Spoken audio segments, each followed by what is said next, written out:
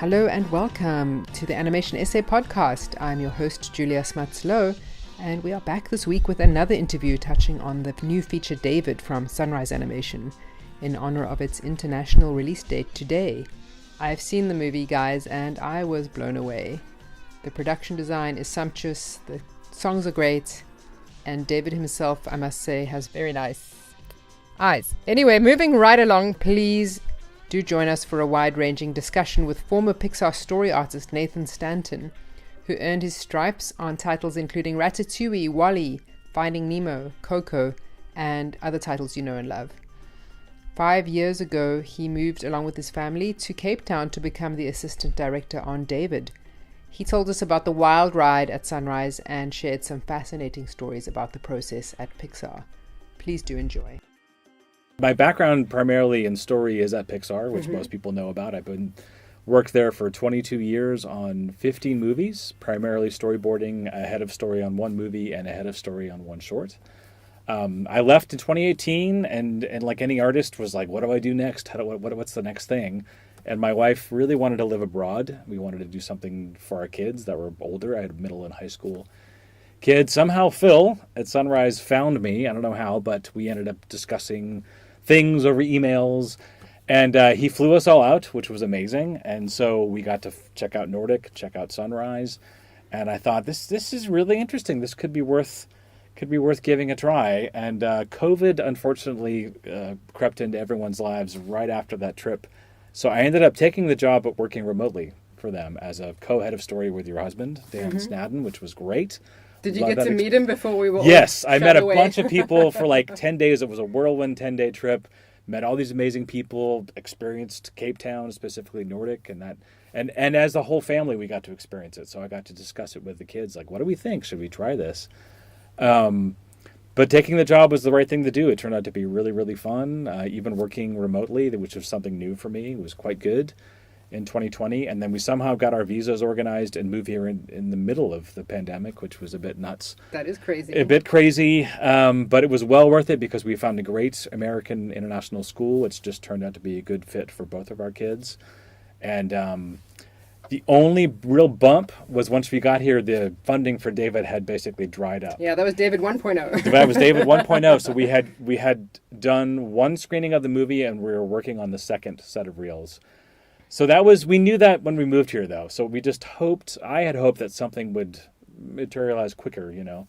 So you already knew it was sort of on the rails. Before the move, Phil was very smart and told us, look, this is what's happening. Like, we don't know how long this gap is going to be. We really want to keep moving, but you never know with funding. How do you make a decision like that? Well, we had wheels were already in motion. The kids had already been enrolled in school. We said, look, we can do this. We can come here and be here for like 5 or 6 months, and we don't have to work. We could afford to do that, and we said, let's just see how the school goes. That's kind of what drove everything. Was like, if the school works, great, then we'll potentially stay here and they'll keep going the next year and the next year. But luckily for me, there was a job at the other studio, Triggerfish, and Netflix had this job that was quite fascinating, and I ended up getting a lovely contract for 2 years on that particular So was that the job. art lab? No, it was basically the producer of the film at Netflix. His name is Bill Demeshk. I hope I'm pronouncing that right. Had this really cool idea. They wanted to find somebody to train people on the African continent how to do storyboarding for feature films. And I was quite, I thought that was a really cool idea. And I said, look, I'm available. I've done some teaching and some mentoring.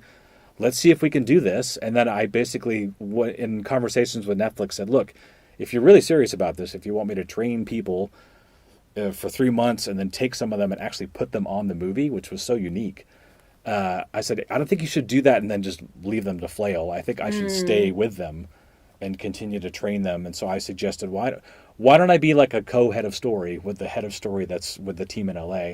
Luckily, they said, yes, that's a good idea. And so that's how that all sort of materialized. So I did this training. We started with like 22 people, and then we picked 6 of the strongest. And then we actually put them on a movie. It was really, really cool. And I continued to train them as they storyboarded on a movie. Yeah. And is that movie out now? No, unfortunately, it never sort of left the world of development. We did basically get close to getting one screening of the whole movie up. Okay. But during the end of my contract, like the last few months, I could tell something was up because communication slowed down, and I was like, and I've done this enough on enough movies that like when you lose momentum, it's like something is going on, momentum is slowed. And sure enough, I think and my contract ended and they weren't interested. Okay. But lucky for me, right before that contract ended, Phil called me up and said, look, we found other funding. We're going to pick David up again, and would you like to come back as an assistant director? And I couldn't say no. It was a lovely, it was a great opportunity. And for those artists in your lab, they probably went on to... one by one, they said it went on to other things, but I keep in touch with them, and I think it was a very cool thing for all of them. Yeah. I hope.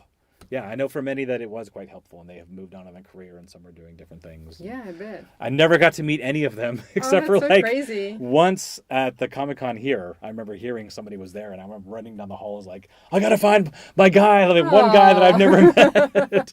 But that whole experience was amazing, and it paid really well, and it kept us here in Cape Town. That was the most important thing. My kids had become sort of set at the school and met friends, and so my wife and I were like, man, if we can get them both through high school, which is we're really close to now, then we're, this is great. And it's good for us. It's been an amazing 5 years. I mean, that's a whole nother conversation, but... Well, it's great that you were on the same page about that. Exactly. But lucky for me, just like this 2 years... Darkest Africa is not a move everybody wants to make. Very true. Although once you've been here, you're like, it's... No, I mean, Cape Town and Nordic in particular is... Yeah. I mean, it's hard to beat, and the 5 years have gone by fast, and we've loved it, and...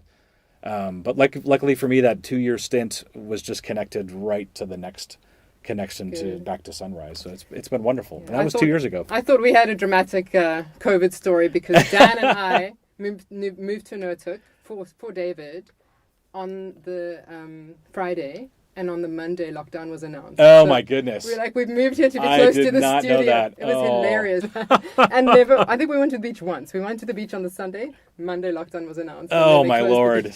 So we moved here in the middle of all that. Yeah. And then things slowly eased, But I was just so excited when Phil called me, and I was like, yes, I would love to come back. Yes, of course, this opportunity to be an assistant director is huge. But I was just excited to get back onto this movie. Yes. And hopefully we could finish it, which we have. Yeah, and that sort of determination, like I was discussing with Brent as well, I think in animation particularly, that's like 50% of the skill set. It really is. And Phil is tenacious. It's very impressive. It actually reminds me of my early days at Pixar. Really?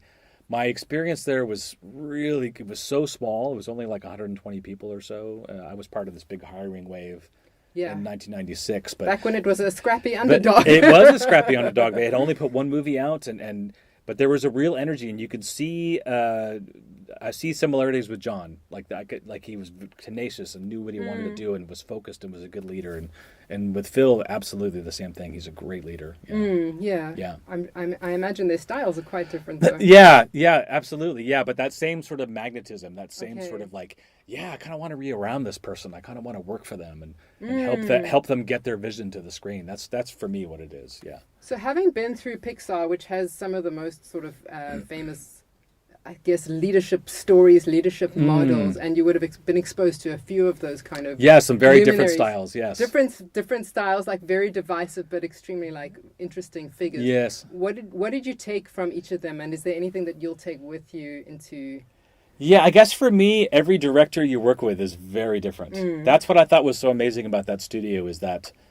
Even though I was employed by a Pixar, every movie I worked on was radically different, and it was run very differently, depending on who the producer was, or the director, or the story team. It just goes to show you, like, good and bad. Like, every experience can be a little different, but what was amazing about that studio is that we had the money. You never had to worry about funding. Yeah, it was all about creative leadership and can we make this movie as good as it can be, whatever movie that was. And that's what I think I learned the most at the very beginning was like, because of the first movie, A Bug's Life, I worked with my older brother, Andrew Stanton, and John Lasseter as co-directors. And that was a experience, right? I also didn't know what the hell I was doing and was like, at the end of that movie, was like, okay, I think I know what I'm doing. And hopefully I can go on to another movie. He had been there for quite a while and already made a name for himself. And honestly, everything I know about story, I'd say 90% at least is from him. He's very good at what he does, and I learned that's for sure, a ton from every movie that I worked with him. Specifically, I worked on WALL-E and Finding Nemo, and but after Bug's Life, I went on to Monsters Incorporated with Pete Docter, And that was it. Just how that movie was run and how he worked as a director was radically different. So what would be the main differences if you could summarize? Pete, how do I put this diplomatically? He will sort of meander his way to a movie. I don't know if that makes sense. He will just sort of like feel his way. So and by that I mean it takes longer. You're trying all these different things. You might have a script, but it's a little loose. And as a story person, that can be extremely frustrating because you're boarding lots and lots of stuff, and you're not really sure what's working and what's not. But whatever works for each director, it was whatever works. I don't think I loved that style. I like a little bit typical more. Clients. I'll know what I like when I see it. When I see it, that's kind of that. It's exactly that. But imagine doing that for like 2 years. Yeah. It's can be a little maddening. I prefer a little bit more like, here's our script. We know it's not perfect, but let's put this version of the script up, and then we start to see if that works. But every when you say put it up, you mean board it and put it up. I mean storyboard it, screen it for an audience, talk about it, figure out what's wrong, and you do that for like 2.5 years on a movie. And how long would one pass take you typically? Anywhere from 3 to 6 months. Wow. Depending on the size of the team, and things changed. Like on Bug's Life, I remember we would just storyboard a first act. And we wouldn't even have a whole script. We would just have like an outline and part of a script. And then we would show that. And then the next screening would be the first 2 acts. And then the third screening would be the whole movie. And as things progress, they realize we need to get closer, faster to the whole movie being storyboarded. So as like anything, things sped up, schedules got condensed, and some directors were better at it than others. And I experienced a little bit of everything there, which is helpful for coming to a place like this because you could take all of it and put it to good use. I do get the idea at Pixar that there's a lot of sort of freedom to spend more time if something's not working. Yes. Go back to the drawing board. I mean, there's the famous story of Pete Docter doing Inside Out and changing his mind about, what the sort of core theme should be. Yes. Quite deep into the process, which, as you say, I imagine can be frustrating. But maybe you need to go through that in order to get to this classic movie that we'll all watch forever. Exactly, and that's what was so amazing about that place is that they're willing to give the directors and their story crew and that early stage development as much time as it needed. Yeah. Sometimes I felt it was a little too long. Sometimes I think I was the most surprised by how willing they were to throw everything out. Yeah. Like every movie that I've worked on, there are earlier versions that I thought were pretty good. And I was always surprised, like, I think if we massage this thing a little bit, I mean, we've got to make some changes. But I was surprised that they were willing to just toss everything out. Like Coco in particular had a couple of different versions that I thought and ideas that I thought were really strong. That they just were like, no, we need to keep moving, and they would set things aside. But that's the way they did things there. Yeah, which is fine. I was listening to another interview with you where you said you ended up with only about a minute of your work in Coco. Oh yeah, that's a bit painful. I worked on that movie for. Sorry to bring it up, but no, and that's the beauty of that. It's interesting to hear. Even at your level, you might end up. You need to be prepared to. There's a saying that we used to. I can't remember who said it or who made it, but all story, no glory. And that's what we would say all the time when it was really painful. That's really cool. All story, no glory, because the animators are the rock stars, and they were the ones that everyone saw their work. But story doesn't really, and you do. I liken it to a pyramid. Like all we're doing is every layer that gets you to the tippy point, which is the movie that comes out. And so they often don't see all the stuff, underneath. But you need to do it all. You need to put all that foundational work in to make the movie. But that's not always the case. Coco in particular is because we storyboarded 2 radically different versions of that movie before we storyboarded the third, and got to the version that actually by then I had been on the movie for 2.5 years, and for me that's where I start to hit the breaking point, and I have to kind of rattle the cage a little bit and go, guys, I think after the next screening I need to get off and move on, and so that's why there's only like 20 seconds of. But there's so many cool ideas. We have this one cool idea, learning about the culture of the Day of the Dead, and one of the ideas that I still love this idea, that the little boy discovers this long-lost relative, and spoilers, sorry if people haven't seen the movie, and realizes this person in our family's been forgotten, And so he lights this candle in honor of this forgotten person in their family. And that version basically is like by doing so, he invited the crazy uncle who has been uninvited from a party for like 60 years or 100 years. But that version, you spend a lot of time with the undead members of his family in the living world. You know, there's like 24 hours. They come to the graveyard and get all their things. And in that version, they were some more like ghosts. And then the crazy uncle comes kicking the door down and someone's finally invited me to the party. And we love that version because it's kind of crazy, right? It's like this boy. It's like the opposite of what you've got where he goes to. Exactly. Yeah. And that's I guess ultimately. You got to choose a lane. Yeah. Well, we ended up tying ourselves into a pretzel trying to make that version work to get him back down to the land of the dead. And I think we ultimately had to abandon it to get him to. But I always love this idea that this earnest thing this boy does for the right reasons somehow lets this insane uncle that nobody wants anything to do with. And so we love this idea of the undead family guy. I didn't invite him. Did you invite him? I didn't invite him. And then he comes in and he's like stealing people's foods and drinking all the bottles of tequila. See, I told you guys I was going to come to this party. And we love that idea.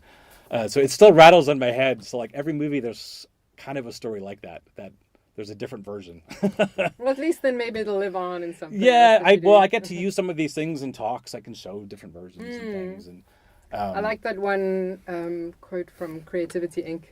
I'd read it a long time ago, but I wrote down a couple because they were so good. But you are not your idea, and if you identify too closely with your ideas, you will take offense when they are challenged. So Ed Catmull, of course. But that seems to be like a running theme in that book, and I guess of the culture there that you have to. You have to be willing to separate yourself from your ideas. Separate yourself. Here's the weird thing, though, that I learned in story was, and it happens here. You come up with these ideas, and you all collectively go, "Yeah, I think that's a really cool idea. I think this is going to work." And then you're storyboarding the movie, and you're like, "Yes, okay, we're watching these scenes. It seems to be playing well. I think this is really cool." And then you put the movie together and you screen it, and then it kind of falls flat. And then you go, well, whose idea was that? That's a terrible idea. Okay, I guess we got to get rid of that idea. And then you look and go, oh, this idea is even better. It's kind of like giving a big bear hug to something and going, yeah, we love this. This is going to be amazing. And then having to go, nope, that doesn't work. Let's try this one. It can be really hard, psychologically to have to just shift like that. Yeah, I guess. Also, in a studio like Sunrise, where I know that there's an emphasis in the culture on positivity and on, supporting each other. It's something I'm curious about because I know at Pixar there's the radical candor culture, which is probably like quite different.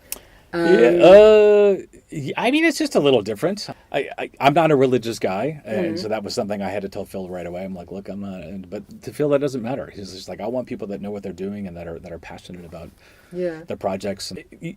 What I learned more than anything was just you cannot get too precious about things, and nobody is hurting anybody's feelings. It's just all you're trying to do is get the best version of the movie made. But people can get bruised pretty easily.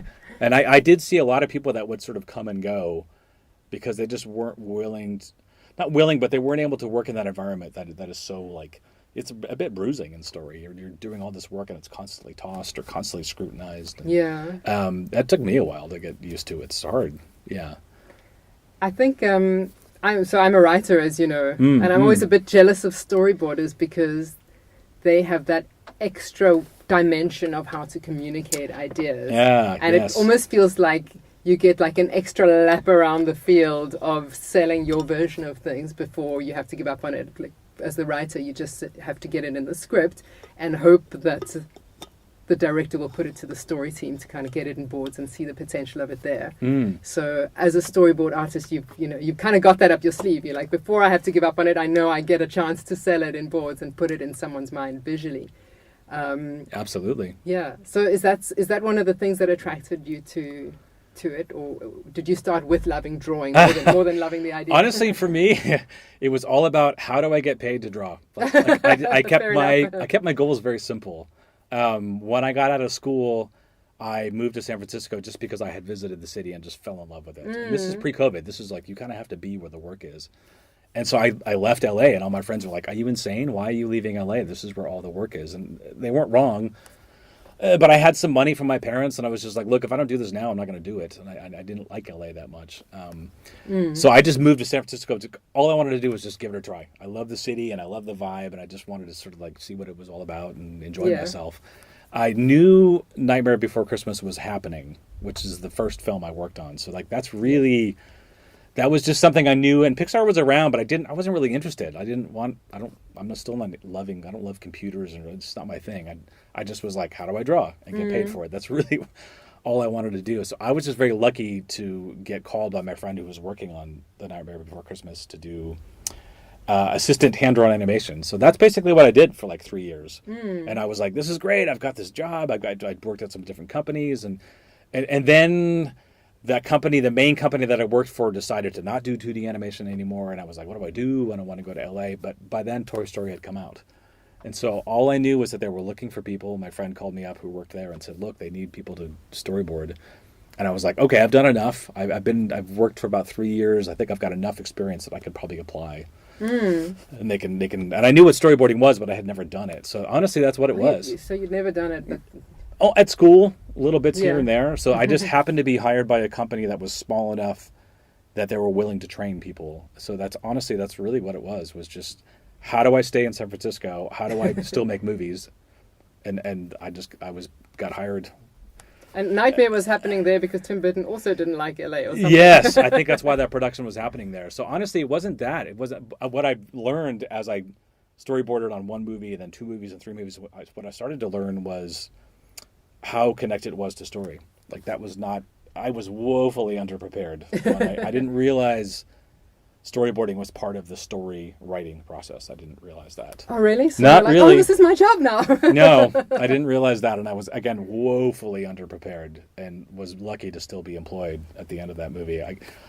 I could board really well, but I didn't know story very well. Oh, that's interesting. So that's where working with directors that are because they're learning on the job. And so after 20 years, I started to become really interested in it and want to do more storytelling. Like that's the love of story became from the 22 years of working there. Oh, yeah. Okay. Yeah. I think of you as like a classic cinephile. Oh, absolutely. Yeah. I love movies and watch movies all my life, but it doesn't mean. And you do those great talks about score and poster designs. Yeah. So, all of that came from the 22 years of being there and working. Every director I worked with taught me something or made me more aware of something that I wasn't aware of, or maybe look at something a little differently. I grew up seeing movies. I had a father that loved movies. And so luckily that was sort of like this backbone that was there. Okay. But it doesn't mean that I know story. I just remember the first, what you do is you storyboard the whole movie. You play it in a movie theater. You have an audience, hopefully of fresh eyes watching this. I'm also big into fresh eyes. Yes, and then you sit with your team and your story person and the director and ideally the heads of the studio. That would be John.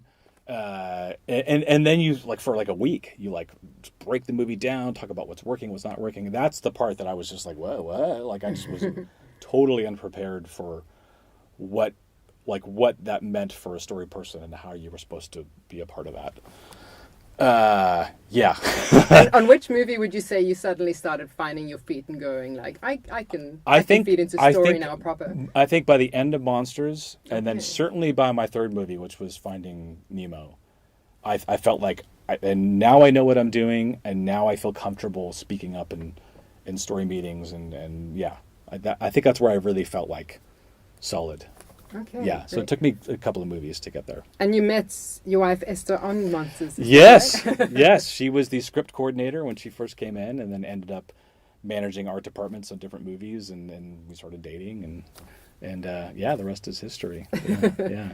That's terrific that you've walked the whole road together professionally. I know, yes, and now we have our own little company called Nell Productions, and she's forging her own path, and it's got her own movie that she's trying to get going on its own feet. So it's exciting. That's one of the things about coming here, that we get to try all these different things. And yeah. Well, we certainly need an indie market happening here. Yes, so yes. I'm very delighted that Esther's interested in helping us and has so much energy for it. Could you talk a little bit about the move from story artist to assistant director, and how you worked with Brent and Phil to get David 2.0 to the place where it ended up? Absolutely. They were so generous with their time, and I basically just was their shadow. I just shadowed those guys for the last 2 years and learned a ton, because I don't know once you get into actual production, I don't know a lot of that, and so a lot of it was just like learning for me. But any story stuff, that's where I felt the most useful and the most sort of like earning my keep to help them. So honestly, at the very beginning, I think when I was the most instrumental, we basically, the day I started, there was a screening. We had a screening of the third set of reels for David, which I was not part of. So I was fresh eyes on that. And it was a bit messy. It wasn't quite working. I mean, there were parts of it that were, I could tell what they were trying to do. And we had a bunch of people that came out that week. There were a lot of people, the songwriters and other different people, and we had really robust discussions. And it became clear that after talking about certain ideas and certain things that they hadn't watched the second set of reels that we had made 2 years before when everything sort of shut down. Okay. Which totally makes sense. They just wanted to, I get that. Okay. But all the ideas that everyone was talking about that started to sort of, this is what happens. You talk and ideas start to form and you go, okay, I think this is what needs to happen. And I was like, that is in the second set of reels. And then the next day I'd be like, yeah, that idea is in there. And so I realized, I talked to Tim, our producer, I said, you know what, I think we need to watch that second set of reels. And we also have a bunch of people that haven't seen it. So even better. So let's refresh ourselves. Let's have a fresh set of eyes and just see what people think of it. And it proved to be the right thing to do because we watched it. And the people that did work on it that were here were like, hey, this is better than we remember. Okay. And then the fresh eyes were like, this is really good. And it's actually a bit stronger than the third set of reels. Not that they were bad. You know what I mean? Again, the fresh set of eyes was very helpful. So that, I think, was really instrumental in us going, okay. So I sat with the editor for like a week, and I said, what we need to do is look at this. That would have been Tom Scott. He was great. Yeah. And so Phil was also, and Bert were like, look, yeah, you guys go ahead and do this. We're going to work on other stuff. We basically took parts of the second set of reels and parts of the third set of reels and sort of Frankensteined it together. And then any gaps where we had these new ideas, we would just put a slide with text.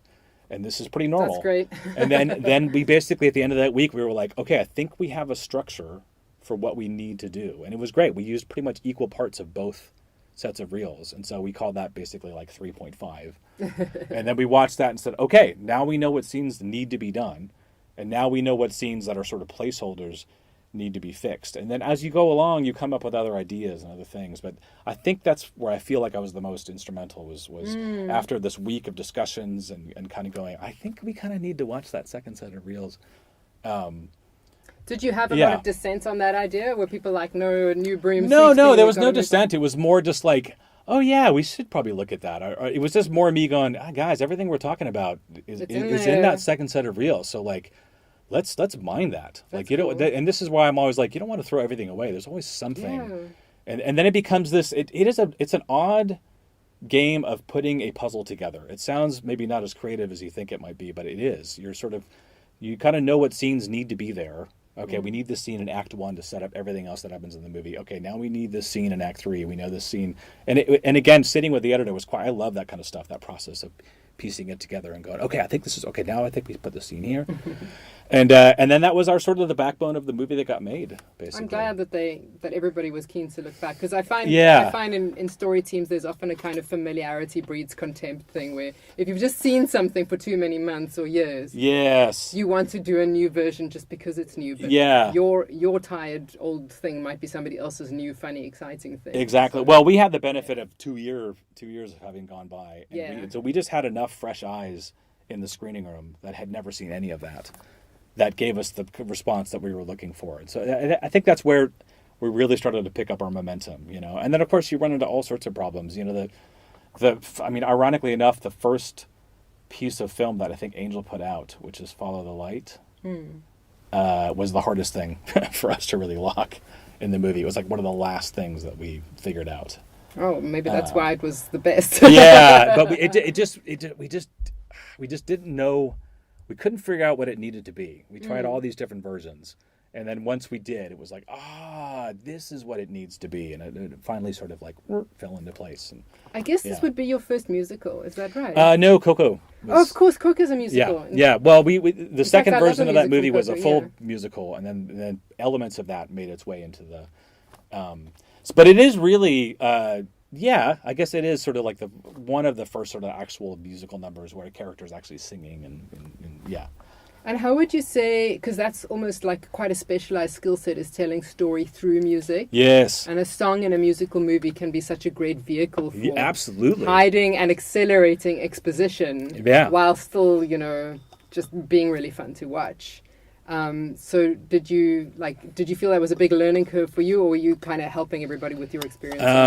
No, it was more that week that I started, we had the songwriters come out, Molly and Brock from Nashville. And they were amazing. So like having them in the room and just hearing them, how they talk about story and how they sort of ingest it and then put it back out. And this is how we would interpret it as a song. I love that stuff. So it was more just like briefing them. Like you tell the songwriters, this is kind of what the scene needs to do.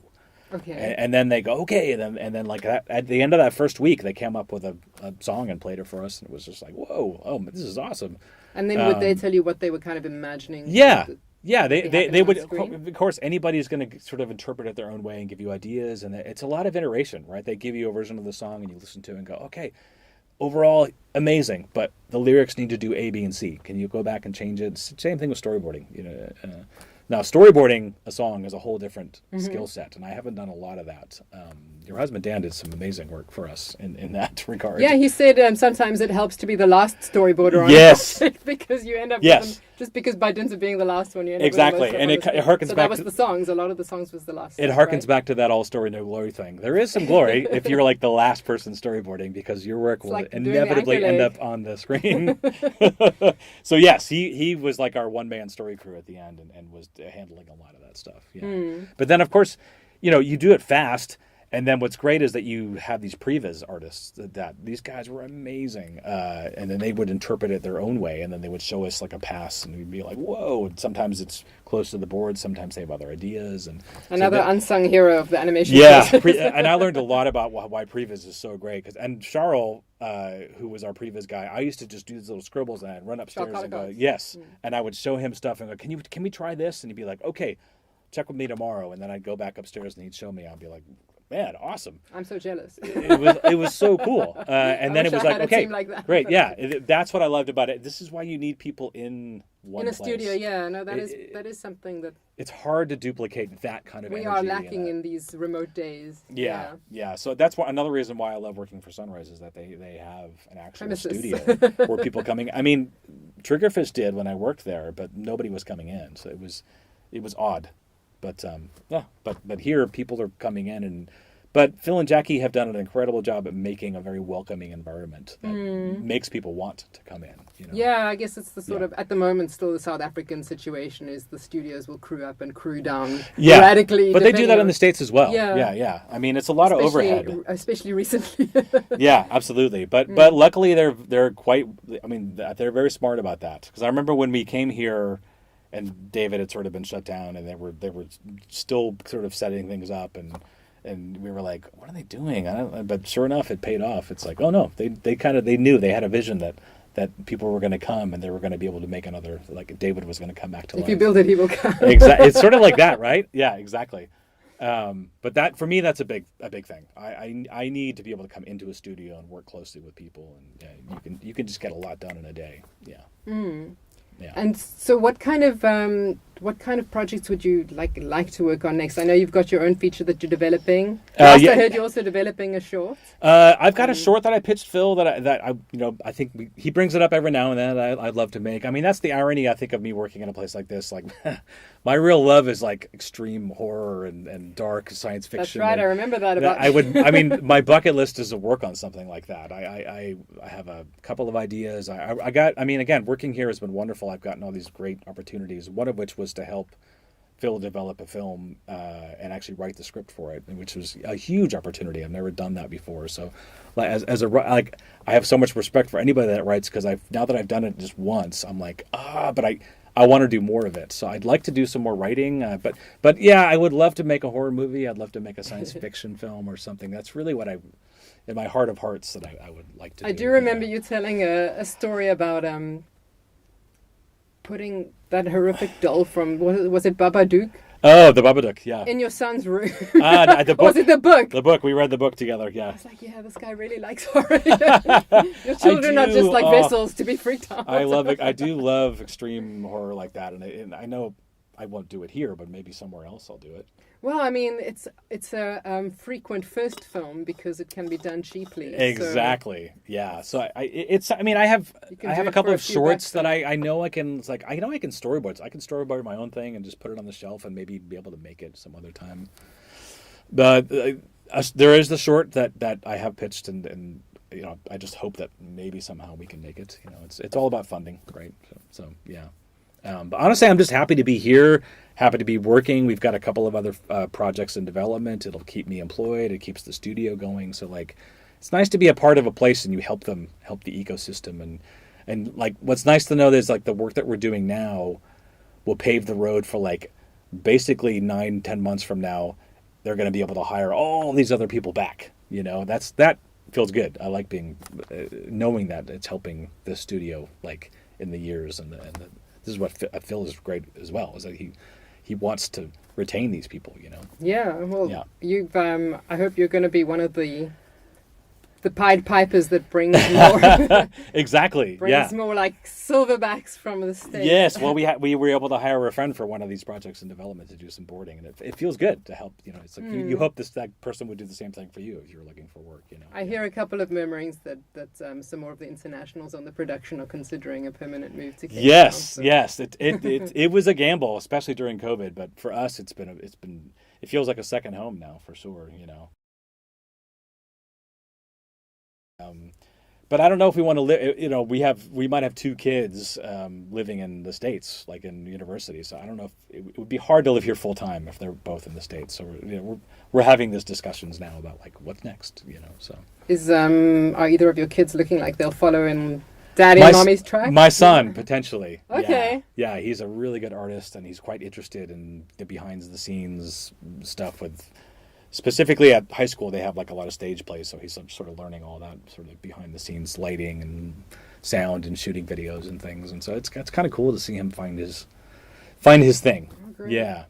And how do you talk to him or anybody of that generation or the youngsters you were teaching for Triggerfish about the next sort of stage in storyboarding where AI is inevitably going to be a factor? I bet you get a lot of questions is my job even going to exist? Yeah, I guess. I mean, I'm a bit of a Luddite when it comes to that stuff, and I know you like to draw on paper. Yeah, I still do, and I don't think you can get rid of the human element if you really want a good story, because each one of us, we each bring our own thing. We each bring our own history and our own knowledge and our own creativity. I don't think AI can replace that. I don't know. I just sort of tell I specifically talk about storyboarding, and I just think it's such a simple tool that doesn't need to be complicated, and I think everyone needs it, especially for the features and for TV. And it's just a great part of the storytelling tool. I don't know. I probably ignore it too much and just go, you know what? I just don't even want to think about it. I'm also I'm on the other side of my career, so it's sort of I'm already starting to think about well, when can I just kind of slow down and not work as much? And I've got things I want to do, but I think for the younger people, it's got to be nerve-wracking, especially if you want to get into production or things like lighting or compositing, that's where I think AI could be really. Yeah, I think the tide went out on VFX really fast. Yeah, exactly. We saw that immediately. I think that's the world that's going to be the most impacted by that. But I could be totally wrong. I like pencil and paper because it's simple. You don't need to be tied to a computer. And if I have script pages, then I can just start and sit with a director and go, what do you think about this? I don't think it needs to be any more complicated than that. But I think what you said about everybody bringing their own experiences in history it's really key, because I worry that with storyboarding, it'll quite soon look impressive, maybe to a producer's eyes. But I think we're going to start seeing the same movie, the same beats done the same way. Exactly. Because it's all drawing from the same database of existing movies rather than on fresh experiences. Yes, and honestly, that's the thing I didn't understand at the beginning of my career was oh, you have this team. You have this team of story people, anywhere from 4 to 6, maybe 8. Each one of them brings their own strength, or her, or and that team can be an incredible force for any director. Each one of them is helps shape and shave and form or dig and find something, and that's what amazed me was oh wow, the story team can be invaluable to helping a director in the at least in the for sure the animated feature length, because it's such a long process. It's anywhere from 4 to 6 years. You're storyboarding for at least 2, sometimes 3. A feature is tricky. Like time does help, but too much time can be a hindrance. So it's like finding that middle ground. What is it? Parkinson's law. The task expands to fit the available time. Yeah, exactly. I remember telling Tim. He asked about how many screenings we would have, and I said, usually around 6. Before we really locked the movie, and sure enough, that's kind of where David ended up getting to, and he was like, "Oh my God, you're right." I'm like, "Yeah, that's like realistically, it's kind of what it takes." But it doesn't mean that you can't start with a really strong script. If you have a really strong script, great. It still might go through its paces, but make your mistakes early. Like the earlier you make the mistakes, the cheaper. We do a lot of story development before the script writing. That's what I find is also incredibly helpful. Yeah. A lot. And what does that look like? Just talking in a room? That is basically being in a room, talking with the director, talking with the head of story, and if you have a story team, it can be small. We just went through this process in one of the projects here, and basically, the idea, and then you use index cards. That's what I do, and then you just make very an index card. Yes, I'm a big believer in that, and you just put beats. Here are the beats of the scene. Here are the beats of the act. We know our character needs to do this in order for A, B, and C to happen. What do we want at the end of Act 1? Great, okay. Then that means that what's going to happen in Act 2 is probably this, this, and this. And then, do we know the ending? Great. Boom, we know the ending. How do we earn that ending? And it can be really simple. And then you start basically just filling in the gaps. And then you pitch it. And that's what we found that process was very helpful. We would pitch it to Phil. Then you act it out and pitch it. And then you act it out? Yeah, exactly. That's the whole point of it. You're like, that's another string you should think about adding to your bow as a. Yes. If you're listening to this and. Well, that's part of the deal. Is act, or at least pitch. Pitching the story is very helpful because you pitch to a different audience each time, and the audience, by that meaning 6 or 4 people in a room. For us, it's the head of the studio. You got to get them engaged, And then he gives us his notes, and you think about it and go, oh, okay. And then you work for a week, and then you fill it out even more, and then you pitch it. And then that process is I found here was about 2 or 3 months. And then we pitched it to the point where Phil was like, okay, I think you guys can go to script. We're like, great. Okay. And by that I mean, every scene. And basically what needs to happen. Every scene, wow, okay. Usually. That's pretty granular. Usually. Not there might be gaps and things, but by that I mean the emotional beats and what needs to happen in those scenes. And then the writer will fill in the gaps, usually. But that, for one of our projects that we're doing now, proved to be extremely successful. And the first draft of the script was received very well. But I think it was because we had spent 2 or 3 months really developing it and pitching it, getting notes, working at it, pitching it, getting more notes. Okay. And every time you pitched it, it gets a little more filled out. Yeah. Yeah. And also, I think involving all the key sort of, decision makers or stakeholders early on. That can be really useful. And I know that was helpful. I think it's really helpful. Because I think you just get them on board with, and you also get a sense of what they like, what they don't like, what works for them, what's important to them. That's the thing with every director. I love to tell this story because I worked on Finding Nemo, and one of the things that we would do early, if you get onto a film early, is watching development movies. We would watch, we would watch movies for development, to get inspired. Inspiration, yeah. And so we watched this movie called October Sky. I don't know if you've ever seen this. It has a very hopeful tone with a young Jake Gyllenhaal, and it's based on a true story about the guys that created actual rockets for NASA. And sounds familiar, but I'm not sure. Laura Dern is in it. Anyways, it's got a very hopeful tone, and if you watch it, you'll know what I'm talking about. And that's for my brother. He's like, I like the tone of this. I want to just retain the tone, and tone is a big thing, right? Yeah. So finished that movie, and then I got onto Ratatouille, and I worked with Jan Pinkava, who's an amazing artist. Very different though, radically different guy. And we watched, I remember he was like, we're going to watch this movie called October Sky. And I was like, oh, cool. We watched that for the last movie. But for him, the point of watching that movie, because he was like, this is a piece of shit. And this movie is terrible. And I don't want, this is what I don't want to do. And I remember sitting there going, oh, okay, I guess I have to just like adjust my hat That and is adjust my way of fascinating. thinking. And that I just thought that was such a wild experience because I was like, So did you learn to hate it? basically, no, it would You're just like, was "Yay! for me. It Boo!" was more because that's what you're doing. Like the job of a story person, I think, is like you're supposed to help the director bring their vision, not your vision, their vision to the screen. Like as a team, you can poke at things and interpret it the way you think it should be, but that just told me, okay, now I know what he doesn't want to do, like more than anything. And then we watched a couple of things that he really liked. Very And I was like, interesting. okay, But I just thought that was so funny that I had watched the same movie for like two radically different versions. That is fascinating. Different reasons. It's probably a really good exercise. It certainly was. If you're working for someone, it's like Yes. essentially like a client relationship. So you Yes, have and to- I love doing that. I think that's one of the things I'm trying to get them to do here is like and Phil talks about certain movies, and I'm like, we should watch them. Like we should get people in the studio together to sit in the room. There's a reason why you bring these 5 movies up because you like them. Yeah. So these are things that I believe in that collective And see where you get the movie-going laughs and the experience. tears, and what Yeah. leads up to them. Yeah. But also, you can talk about a movie all you want, but you may be talking to someone that's never seen it. And so it's really important to get people to like. That's one of the things I was involved with as well at the end of my time at Pixar was the intern program. We'd have story interns that would come for like 3 months. And I was part of this. Part of that was to watch a movie with them, 1 movie a week. So we did 12 movies because it was like a 3-month program. And so the goal great. was to get them to watch movies that they would never see or important movies that they should see. And so it's important because we're making movies. Like if you don't watch enough movies, you're not really going to understand what works and what doesn't work. And yeah. Well, I'm pleased to tell you that one of my references for the feature I'm working on now was Finding Nemo. Oh, that's Watched that a marvelous. bunch of times. I've also got a father-son story, so watched it a bunch. Yeah, I've got a... That was one of my favorite experiences just because I think my brother and I think alike, as you can imagine. So that probably is the one movie that almost has the most of what I boarded actually ended up on the screen, at least 5 or 6 sequences. Yeah. Well, Which is always a good thing. That's what you want.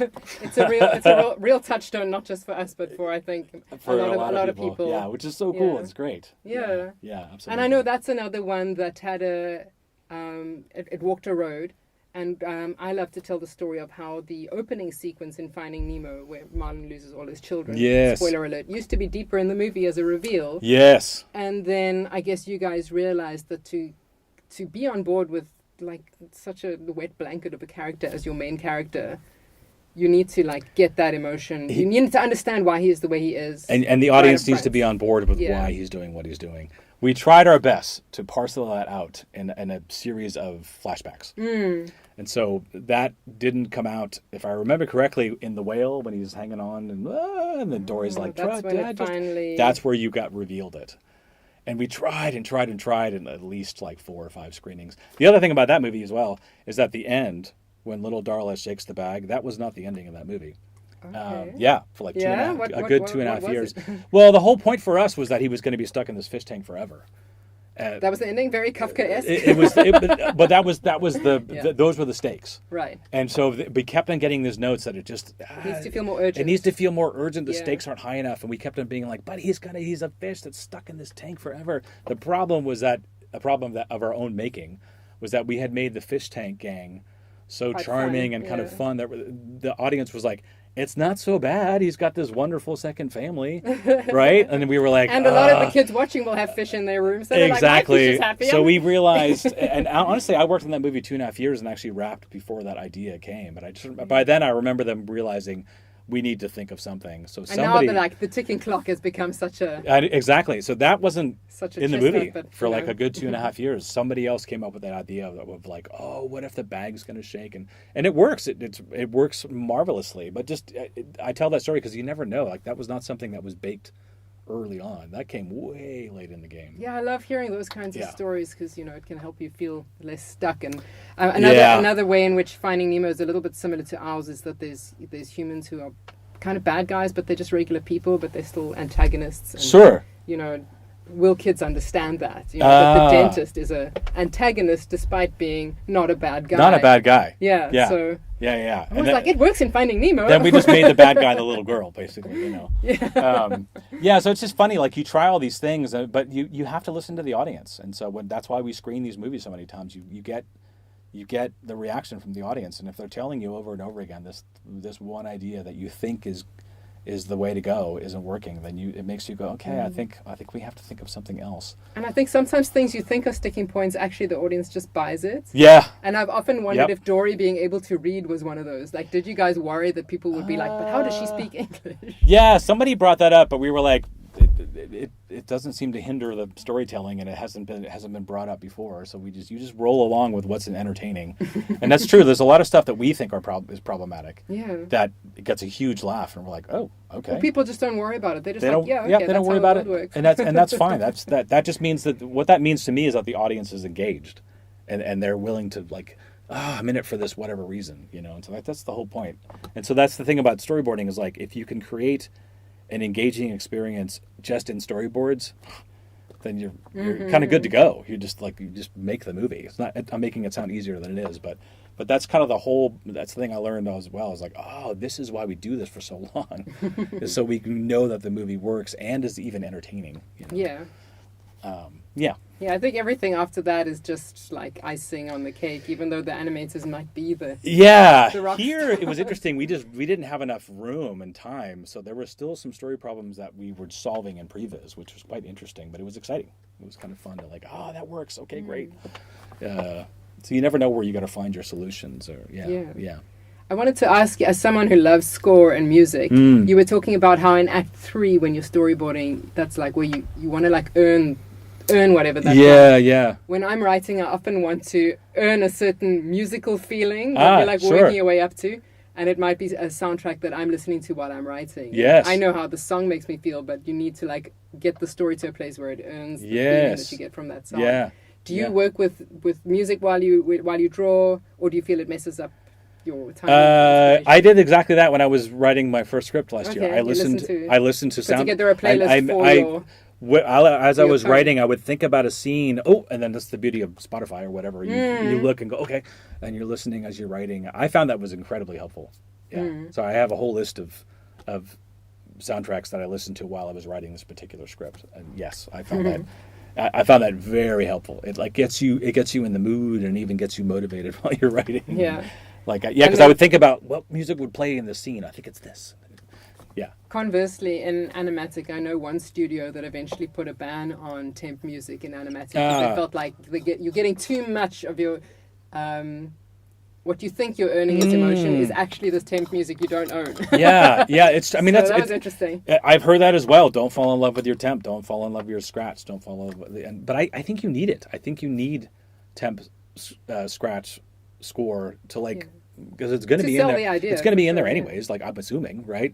I mean, I can give you an example. My older brother wrote Finding Nemo, listening to Thomas Newman's score for Meet Joe Black, I think it is, because he was hoping he could get him to do the score, and we put a bunch of his score in the reels, and lucky for us, we were actually able to get him.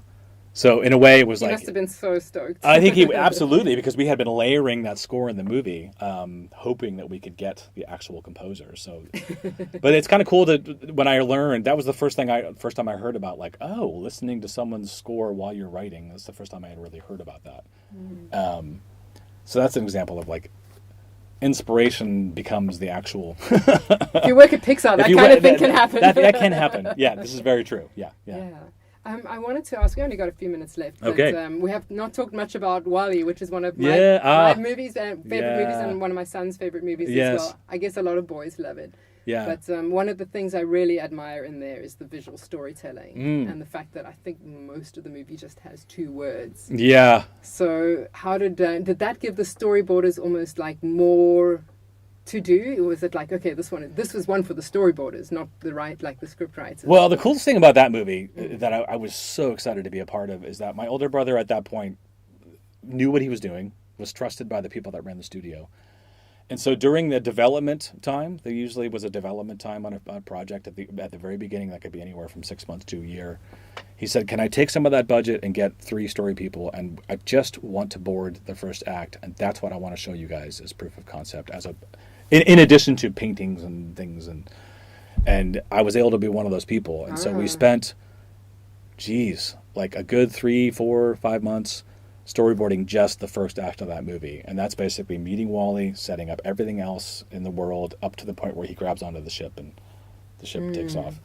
That was a huge, huge piece of the puzzle because we were able to just show it. And because he was like, they can read this script, but because exactly like you're pointing out, there's no dialogue, I don't think it's going to land the way that I'm hoping it'll land. So we basically did that as proof of concept. Okay. And it was awesome. And the studio was like, yes, this is great. I get it. Yeah. Board the rest of the movie. The thing about that version, though, is that the first version of the movie, there were not people that they met up on I was going to ask, yeah. Yes. There is a whole version of this movie where it's aliens, right, on the ship. It's not humans. Wall-E goes to the ship and it's aliens, and they are abusing their robot servants. Right. And Wall-E inadvertently inspires a robot rebellion. We called that version the Spartacus in Space version. Got it. And the robots rise up against their alien overlords and end up taking over the ship. And the whole point of that is that the plant that they find is just like it's like a fancy form of a makeup. And all the aliens are like, it can make them look young, and so like, we're gonna go back to Earth and like pulverize. And we like looked at IKEA catalogs and just made up a gobbledygook language, and it had them. Blah, blah, blah, blah, the aliens are just speaking this weird. We had so much fun with that version of the movie, but it was so kooky, and so weird, and it basically overshadowed the love story of Wall-E and Eve. So that's the basic simple story. Is that once we screened it, it's funny as hell. But the heads of the studio were like, this is a little kooky and crazy. It almost makes me think of The Hitchhiker's Guide to the Galaxy. Yes, I mean, the Vogons. Absolutely. There were elements. I mean, I actually have it's worth watching. It was so much fun. I think I do. It's quite a fun version of the movie. But even my brother was like, I think it overshadows the love story. And I really want the love story to be. And so through those robust conversations, I wish I could remember where this came from. Somebody was like, what if it's one of those ships that you see in the beginning of the movie that you see people leaving Earth? Yeah. And we were like, duh, like, why didn't we think of that in the first place? So it just goes to show you, like, and that's where they're willing to just jettison the entire second and third act of that movie, and then we reboarded the entire movie. Still using that first act with some minor tweaks. It's an interesting twist on what I had heard about that. I mean, the alien version was just that they felt that audiences wouldn't be able to relate to a story that had no people in it, where we're really just rooting for robots, and then there's aliens and there's no humans for you to latch onto. That might have been part of it. I just remember it was kooky and weird and crazy and like super fun. We had these aliens just like beating the crap out of these robots and breaking them and just doing, just bad. Yeah, it sounds. And they were like blobs, brutal. and it just was so fun and weird. And no, it was just more that it was just that the love story was getting. But once this idea of people, and then you started realizing, there's a lot more we can say. Yeah, there's a whole movie. Environmental That was not social even message. That was not even part of it when we. Because that like image comes back to me so often of like these like really large people. That are just locked into their devices. Exactly. Although I fear to say that the truth is we don't even speak. We just like exactly. scroll with our phones. So like it just goes to show you like that wasn't even really part of the general idea. It was just like, let's do this crazy weird version. But it's a stronger idea that it's people, right? As you see in the movie, it works really well. Yeah. Quick one. We got 3 minutes left. Yes. Since you've mentioned these like important seminal movies that people should see. Yes. Tough question, although maybe you've got it ready, but what is your top 5 that people should see if they want to go into storyboarding? Oh, you mean of like my favorite movies or just top 5? I mean, top 5 movies to see if you are thinking like. Okay, I'm going to give you the list. I basically, when I was working on A Bug's Life, the directors would consistently, it's like this scene in this movie, and I'd have to go, oh yeah, I know that scene, and then I'd go back to my office and write it down. and I had to continually pretend that I knew what they were talking about. And I'd seen a lot of movies by then, but clearly I hadn't seen... Not all of them. well, the ones that I should have seen. So 2 years later, in 1998, the AFI put out what they deemed to be the top 100 American movies of all time list. They have since then put out top 100 comedies, horror movies, drama, but whatever. There's a whole myriad of lists. I do believe that first initial list is well worth watching. Okay. And when I got that list, I had seen like 42 of them. That's pretty good. And then I spent about 2 years watching one movie a week in one of their little screening rooms. You could just sign it out.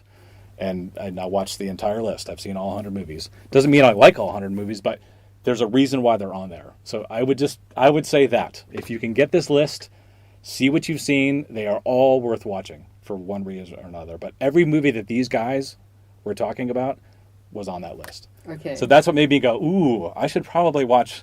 But out of that list, I saw films like Godfather that I had never seen, which blew me away. Manchurian Candidate, I've seen Grapes of Wrath, Network. Yeah. Just to say a few that, like, for me, really landed. That I had Sunset Boulevard. I mean, that's just a few that, like, really stuck with me. I have not seen Grapes of Wrath. I guess. Oh, it's really good. It's really strong. Yeah, so I would say that. Great Yes. answer. Thank you. Thank you so much for your time. And Absolutely. for coming to South Africa and teaching us everything you know. Yes, and thank you, Sunrise, for bringing me here. You can, of course, catch David opening this week at theatres in the States, South Africa, and many other territories. Do also visit the website at thedavidmovie.com to see how you can help the team in their mission to give free tickets to 1 million kids who would not otherwise be able to see the movie. I'm Julia Smuts Louw. Thanks so much for listening.